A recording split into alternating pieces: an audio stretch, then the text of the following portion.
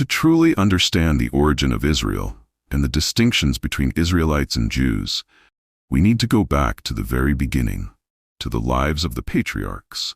These were the foundational figures through whom God established his covenant and the people of Israel. We start with Abraham, often called the father of faith.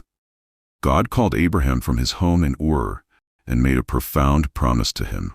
God promised that Abraham would become the father of a great nation, with descendants as numerous as the stars in the sky.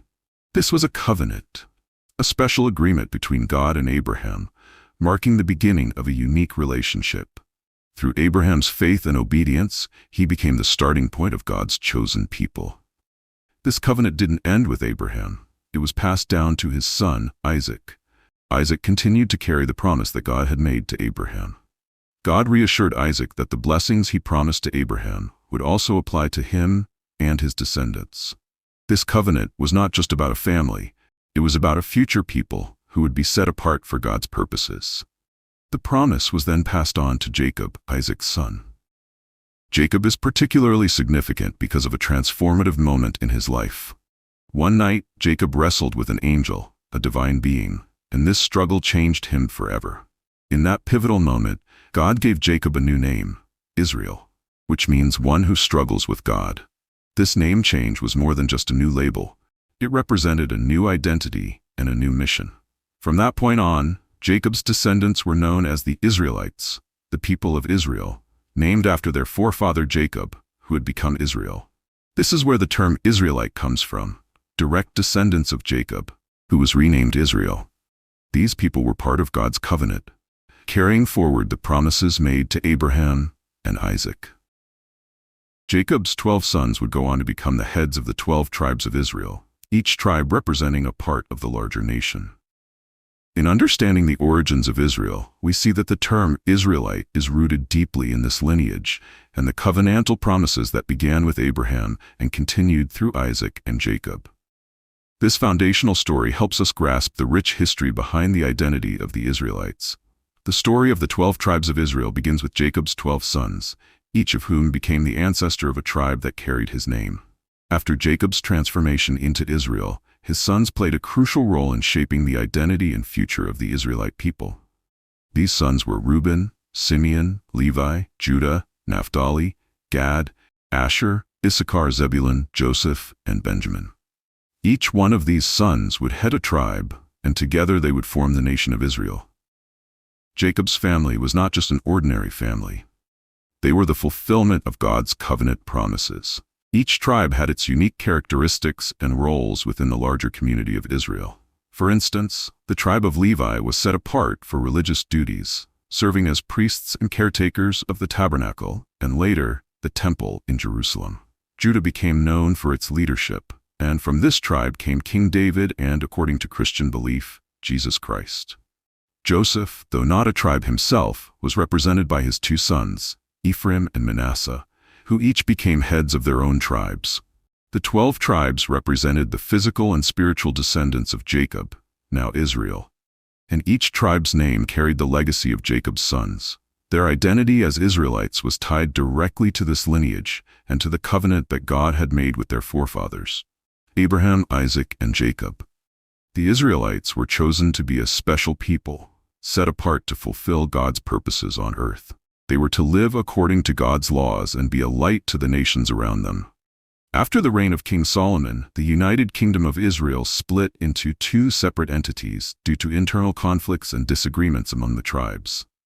This division created 2 distinct kingdoms, the northern kingdom of Israel and the southern kingdom of Judah. The northern kingdom of Israel consisted of 10 tribes.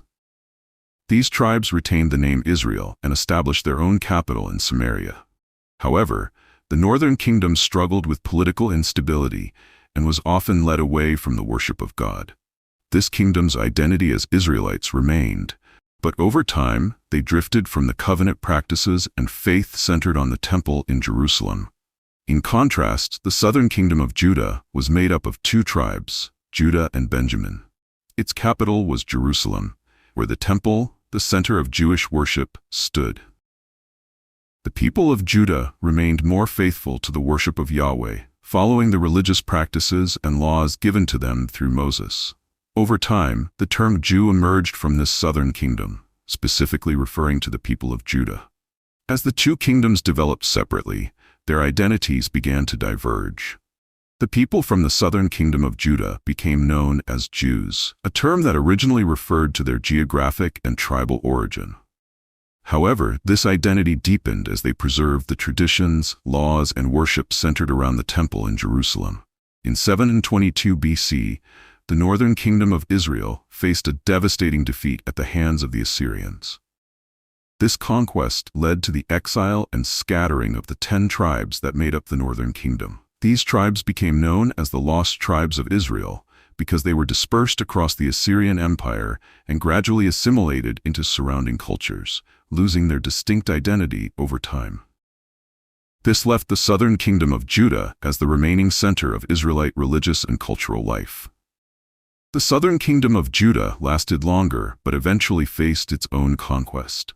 In 586 BC, the Babylonian Empire, under King Nebuchadnezzar, invaded Judah, destroyed Jerusalem, and burned the temple. Many of the people of Judah were taken into exile in Babylon. This exile posed a significant challenge, as the Jewish people had to maintain their faith and identity without the central temple.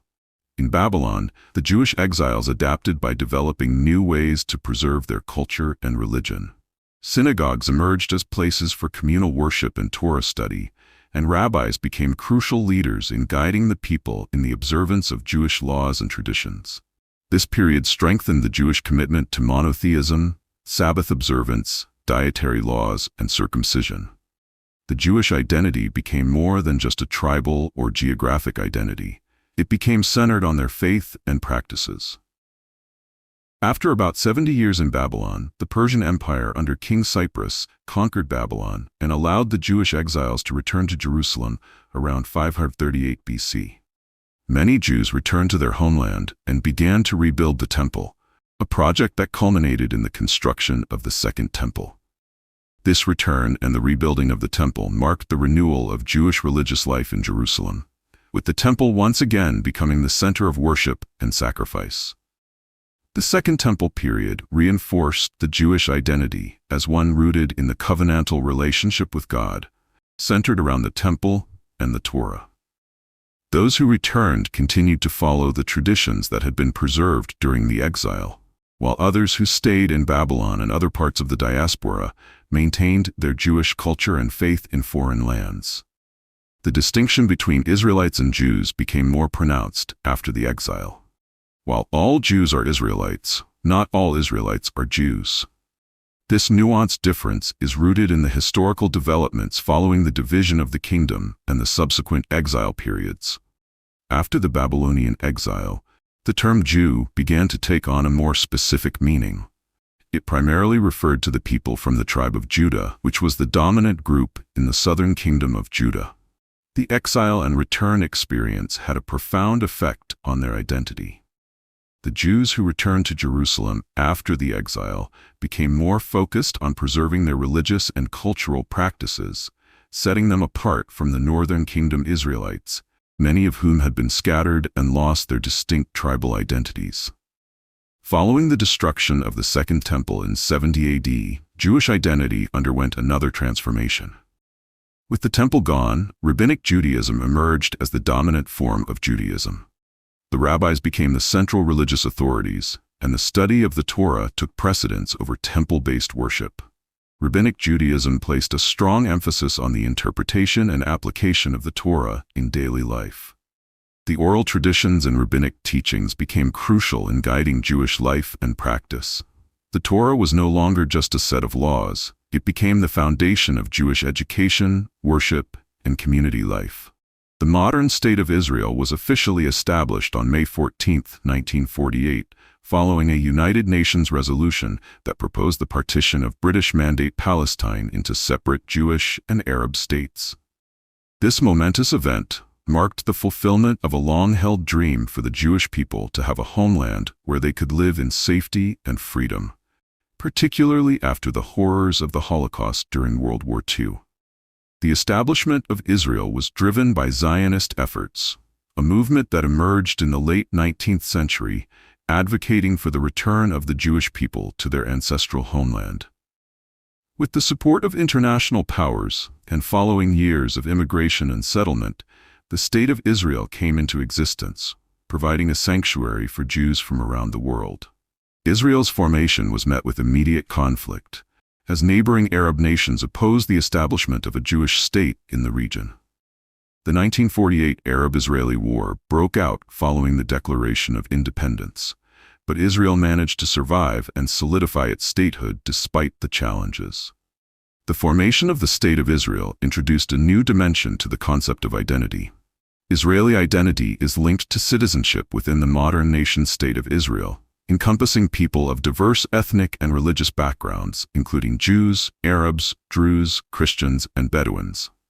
This means that while many Israelis are Jewish, not all Jews are Israeli, and not all Israelis are Jewish. Jewish identity is rooted in religion, culture, and heritage that spans thousands of years, tied to the covenant between God and the people of Israel as described in the Torah. It represents a global community that shares a common religious tradition and historical experience, even though individual practices and beliefs may vary widely. God's covenant with Israel began with Abraham, the father of faith, when God promised him that he would be the ancestor of a great nation. This covenant was marked by the promise of land, descendants, and a special relationship with God. In Genesis 12:2-3, God told Abraham, "I will make you into a great nation, and I will bless you. I will make your name great, and you will be a blessing." In Ezekiel 37, the vision of the Valley of Dry Bones symbolizes the revival of the nation of Israel. God promised to breathe life into the bones and bring the people back to the land of Israel, restoring their identity and spiritual vitality. Similarly, Isaiah 11, verse 12 proclaims, "He will raise a banner for the nations and gather the exiles of Israel. He will assemble the scattered people of Judah from the four quarters of the earth." These prophecies of restoration were not just about a return to the land, but also a renewal of the covenant relationship with God. In the end times, Israel holds a central and prophetic role in God's divine plan for the world. The Bible, particularly in books like Daniel, Ezekiel, and Revelation, points to Israel as a focal point for end-time events. The restoration of Israel as a nation and the return of the Jewish people to their land are seen by many as fulfillment of prophecy and a precursor to the coming of the Messiah. Beyond its role in the end times, Israel was also destined to be a light to the Gentiles, spreading God's blessings to all nations. This mission is rooted in God's promise to Abraham in Genesis 12:3. "All peoples on earth will be blessed through you." The coming of Jesus, seen by Christians as the Messiah, fulfills this prophecy as he extends the covenant blessings to all people, Jew and Gentile alike. Through Jesus, the light of Israel shines to the Gentiles, bringing the message of salvation beyond the borders of Israel to the ends of the earth. Israel's historical and spiritual influence cannot be overstated. Throughout history, Israel has been at the center of God's work, from the call of Abraham to the final restoration of the nation in modern times. The Hebrew Scriptures, or Old Testament, are revered by Christians, Jews, and even Muslims, as they carry deep spiritual truths and the record of God's covenant with his people. In the spiritual realm, Israel's impact is seen through its monotheism, which radically shifted the way the world understood God. Israel's commitment to the worship of one God influenced the development of Judaism, Christianity, and Islam, all of which share a reverence for the God of Israel. Additionally, Israel's rich spiritual heritage, including the Psalms, prophets, and wisdom literature, continues to inspire faith and worship practices across the world. Historically, Israel has endured many trials, including exile, persecution, and the loss of its land. Yet, through it all, Israel's survival is seen as a testament to God's faithfulness. The modern state of Israel, established in 1948, is a fulfillment of God's promise to restore his people to their land, continuing Israel's legacy in both a spiritual and national sense.